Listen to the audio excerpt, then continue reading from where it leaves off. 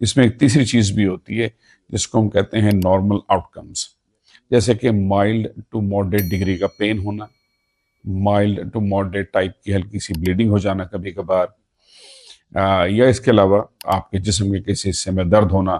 یا وہ حصہ جو کسی پریشر میں رہا ہے آپریشن کے دوران اس کا سن ہو جانا۔ تو جب مریض ہمیں اپنی کمپلینٹس بتاتا ہے آپریشن کے بعد، خاص طور سے on the surgical side of the profession, تو ہم اسے کہتے ہیں یہ چیزیں نارمل آؤٹ کم ہیں، یہ ٹائم کے ساتھ ساتھ ٹھیک ہو جائیں گی۔ ایک وہ ہوتا ہے۔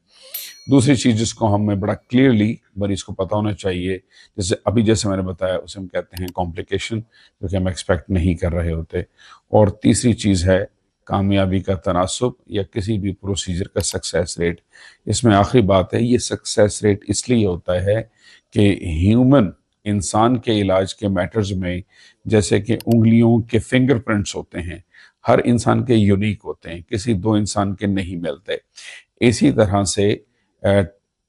ٹو سم ایکسٹینٹ کیلکولیٹ تو کیا جاتا ہے کہ اس کا رسک کیا ہو سکتا ہے یا کیا نتیجہ ہو سکتا ہے، لیکن ایبسولوٹ ٹرمز میں نہیں کیا جاتا۔ چنانچہ ہر انسان کی باڈی کا رسپانس اس کی باڈی کے ویریبلز کے مطابق اتنا مختلف ہوتا ہے کہ آؤٹ کم کو کیلکولیٹ کرنا مشکل ہوتا ہے۔ چنانچہ مریض کو بتایا جاتا ہے کہ اب تک دیکھا گیا ہے کہ 1,00,000 آپریشن ہوئے ہیں، اس میں سے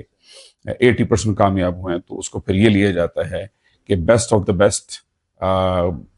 competent of the competent professional کے پاس بھی آپ جائیں گے تو 90% یہ کامیاب ہو سکتا ہے، لیکن 10% میں آپ کا جو آؤٹ کم ہے وہ نہیں ہو سکتا جو کہ ایکسپیکٹ کیا جا رہا ہوتا ہے۔ تو اس صورت میں ہم اپنے پیشنٹ سے کہتے ہیں کہ اس بات کا خیال رکھیں، اور یہ ڈاکٹر کی ذمہ داری بنتی ہے کہ پیشنٹ کو ایجوکیٹ کرے